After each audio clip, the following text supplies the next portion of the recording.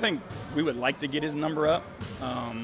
We want Darius to be aggressive, and he's got the ultimate green light to be aggressive. So, whatever shots Darius takes, we're good with. But again, that three-point shot for him is such a weapon. We definitely like to see him taking more of them. Why do you think he's taking this? I think it's, a byproduct of us trying to figure out, how we move the ball more. And I think he has turned down some on his own to create more for others. And it's just a matter of finding the rhythm of, when to take mine and when to move it on. So Donovan is shooting the lowest three-point percentage since his rookie year, and Darius has never been worse from three-point range. Do you see anything that is leading to that in the first 20 games? No, I think they've gotten the shots that they wanted and the shots that they're used to making. They're just not going in right now, but we know who they are and the work they put in. My expectation is they'll get back to where they are because that's the type of shooters that they are. And then Max was talking yesterday about just how good the practice was, and you talked yesterday about just this break in the schedule. But what about these last couple of practices do you feel like have been so beneficial and can be so beneficial? You just got an opportunity to get reps at things that, make your system work. And during the season, typically with so many games coming, you're mindful of saving guys' bodies so that they're ready to go at game time. So you don't get the full speed competitive reps that we were able to get these couple of days. So, and then stop it and teach it, correct it, do it again. Like a lot of the stuff that we have to do is you're teaching on the fly in the game because that's the live action you get with the way the schedule's broken down. Without giving too much strategy away, what do you feel like you guys can do better against those switchy defenses like you were talking about yesterday when they throw that stuff at you? Just keep moving. I think, the switch defense, is built to take away triggers and keep the ball in front. But what it does is it puts, players in positions that they're not used to being in. Big guys switch on to smalls. They're not used to running around and chasing guys on the perimeter. It's kind of out of their comfort zone. So now you have to use that against them. Was Karras able to practice today? He was not. And we were talking about Darius's numbers. He is currently second in the league in turnovers per game. Are you comfortable with him kind of just turning over the ball because he has that ultimate green light to be aggressive? And are you more sure that it will just kind of regress back to the mean and his numbers will balance back out? Yeah, obviously we're not okay with him turning the ball over, at that rate. He's got to be better at that, and he knows that. But, it does come down to what type of turnovers.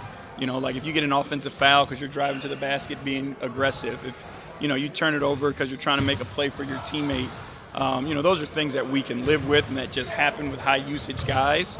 But, there are numbers out there that we can get down, and I expect, those to decrease as the season goes on. And on a lighter note, did you know Max won an Emmy? I did not know Max won an Emmy. He spun it on me yesterday and said, "Are you emotional about going back to Miami?" He said, "You know I won an Emmy? I hope they have a red carpet open for me." So, what does that bring anything different to the team? Just the fact that Max has a different type of trophy to his name? He's a winner, but what is the Emmy for? He did a documentary on his life, and they filmed him in his hometown and back home in the Florida coastal region. They gave him the team in decency. He was the subject matter, an Emmy for cricket. I did not know that. So back to basketball. Do you see any after effects from Donovan in the hamstring issue that he was dealing with a couple games ago? Not that is noticeable to me. He seems to be as explosive and shifty and powerful. So not to the naked eye. How much of when you guys feel really good offensively with the ball, how much is that predicated on you actually getting stops on defense? You try to make sure that there's a balance and that everything you do offensively, defensively work in concert. Stops give us an opportunity to play with momentum, and force early, which makes us a better basketball team.